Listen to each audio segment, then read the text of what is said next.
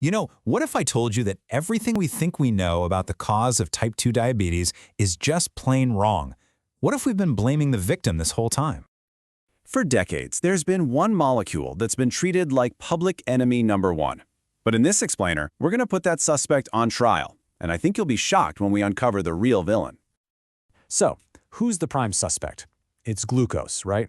Blood sugar. And the logic, it seems pretty simple. People with diabetes have high blood sugar, so sugar must be the bad guy. But, well, it's not nearly that simple. Okay, let's really dive into this. We're going to build the case for the defense, and we'll start by looking at how your body is supposed to work. To really get what's going on, let's try a simple analogy.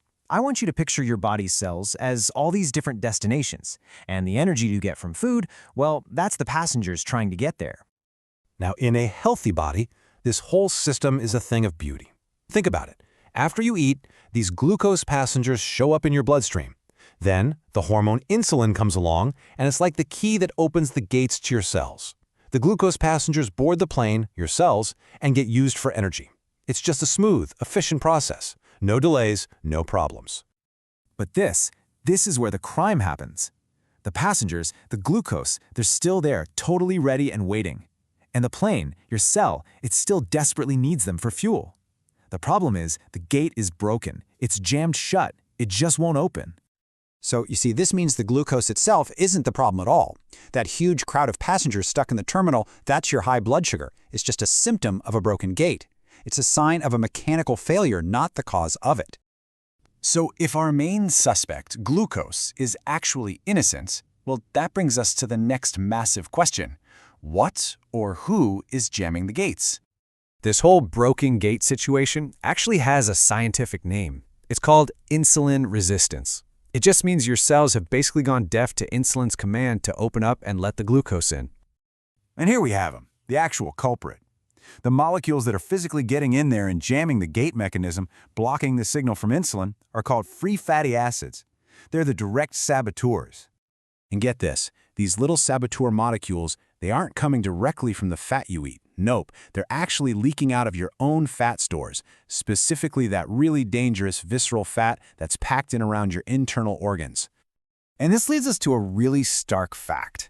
The number one most direct cause of the insulin resistance that drives type 2 diabetes is the overflow of these free fatty acids that comes from carrying excess body fat. So you see, it was never about the sugar passengers, it's about the fat that's breaking the gates. But wait, this just uncovers an even deeper mystery, right? If excess fat is the thing jamming the gates, then what's causing all that fat to build up in the first place? To find that answer, we have to look for the mastermind behind this whole operation.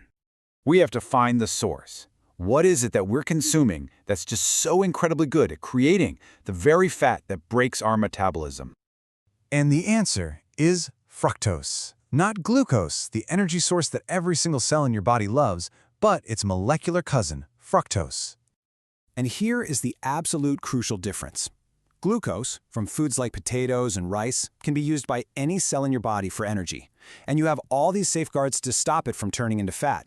But fructose, it can only be handled by your liver. It has no metabolic off switch, no brakes, and the liver's go-to move is to convert it directly into fat. And this stuff, it's hiding in plain sight. Regular table sugar is half fructose. And high-fructose corn syrup, which is in countless sodas and processed foods, it's over half fructose. These things are basically fat creation machines. So now that we've unmasked the real villain in the story, what are the practical takeaways? What does this actually mean for you? There's a huge trend right now with people tracking their blood sugar, and they're terrified of any little spike after a meal. But is that fear really justified? And this brings us right back to our airport. I mean, think about it. If the gates are all working perfectly, a big rush of passengers after a huge flight lands is completely normal. That's what the system is designed to handle. And in the same way, a temporary rise in your blood sugar if you're healthy just means your system is doing exactly what it's supposed to do. So let's just bring it all together. The real enemy here isn't glucose. The focus should be on stopping the fat from building up and breaking the system in the first place. And that means looking at the fructose in sweeteners and processed foods, not being afraid of the glucose from a potato. The danger was never the temporary spike, it's the chronically broken system. And that leaves us with one last kind of provocative thought. We are so meticulously measuring the traffic jam in the airport terminal, while the real mastermind who created the whole gridlock to begin with gets away scot-free. It really makes you wonder, what else might we have wrong?